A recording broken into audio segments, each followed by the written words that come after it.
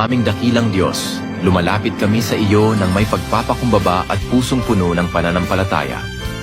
Itinataas namin sa iyo ang aming bansang Pilipinas at lahat ng mamamayan nito. Pagpalain mo po kami ng kapayapaan sa gitna ng mga pagsubok. Bigyan mo ng karunungan at katapatan ang aming mga pinuno upang maglingkod ng may malasakit at katarungan.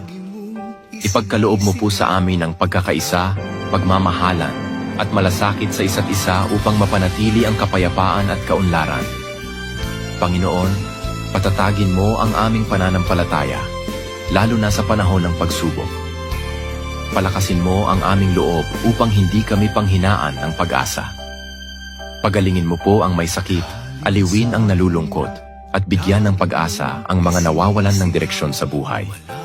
Panginoon, basbasan mo ang aming bayan ng saganang biyaya.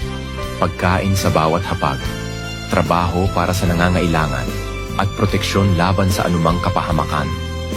Sa iyo po namin ipinagkakatiwala ang aming bansa. Naway patuloy mong pagharian ang aming puso at buhay. Sa pangalan ni Jesus. Amen.